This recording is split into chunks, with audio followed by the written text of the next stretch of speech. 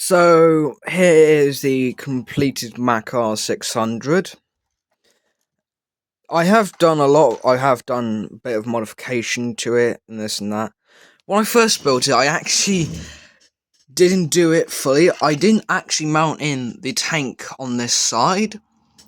And I didn't do it right, so the fuel tanks were actually mounted to the frame instead of being extended out as they properly are. So I've fixed that. I've also noticed there's a big gap between the back of the cab and where the back wheels are, as you see here. And you can literally just step on and then just fall down into the prop shaft. So I thought, I'll put a bit of mesh on there to create a bit of a miniature catwalk. So I did that. I also put in the air brakes fully.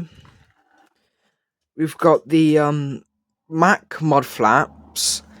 Now, originally, these mud flaps would have had a little bit of plastic tubing that came out and mounted to the top of these, so they further down. But those snapped, so I thought, bugger it. So I cut the plastic tubing off, and then replaced it with a bit of paperclip. So they are much higher up, and won't break as easily. I also designed it to where they curve up a bit. Got the rear license plate. I'm picturing this to be a Canadian truck, so I put some 1972 Canadian license plates on the front and back. Canadian flag in the back.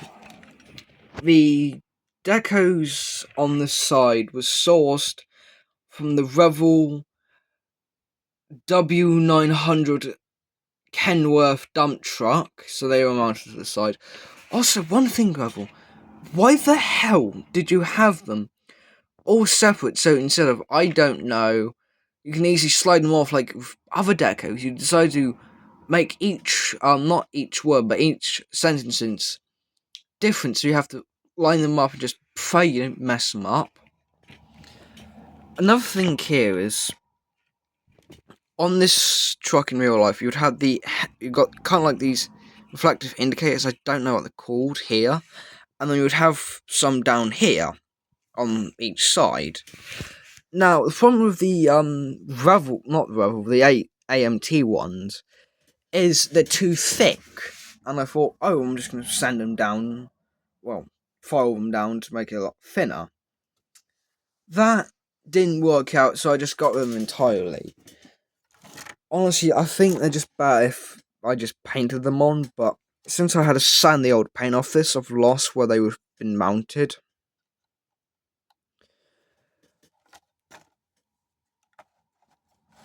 If we move the bonnet real quick, we have numbering, so we've got 905 along here. Onto the engine. Just a same sand yellow I did the Panther tank in. So just nice and simple about that. Just pop this on. The problem here is, because of where the front bumper's mounted, it has a problem sitting down. Also onto the front, simply add a little Warhammer skull for a bit of detail. Another Canadian license plate, the same one on the back. And then I added these little hook mounts, which I think also came from the same Talia kit I got this ball bar from. Another bit of modification I did to this kit was I added these. Now, on the kit, this wouldn't be here. But in real life, sometimes trucks would have these shop mounted on ramps. So, in real life, this, which is not movable, the fifth wheel, be down.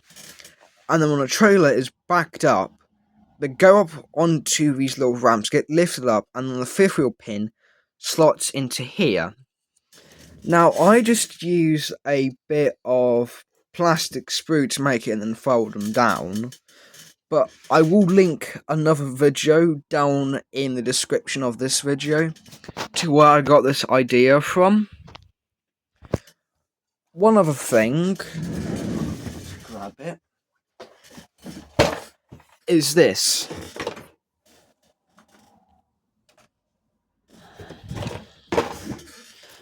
My next build, and it's surprisingly big. It's pretty much the same size as like the AMT 125th scale box truck kits, which I'll quickly grab one. I'll grab the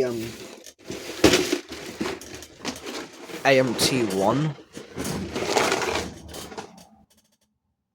Pretty much the exact same size, so. But I don't know when this came out. I think it's 2000, probably somewhere around there, because it's the much older Healer box design, but it's got a QR code on the side, or whatever it is, like VIN code, or not VIN code, something like that. Now, this is a pre-built one, well, somewhat pre-built. I'm just boxed. The instruction manual is just massive. But anyway, so it's somewhat been pre-built, so windows, all the norm. I don't know why these tyres are like so crusty. It looks like dried glue on them. But we've got somewhat of a pre-built engine. Now, I will be doing this one as a pretty much stripped down, like what's going to be restored, and then was left rot in a barn in Australia. And that the barn roof collapsed on top of it, so it's pretty much just a old rustic Aussie wreck. Another interesting fact: the original person who must have bought this filled in the thing here is. So you see the little lines on the front grille.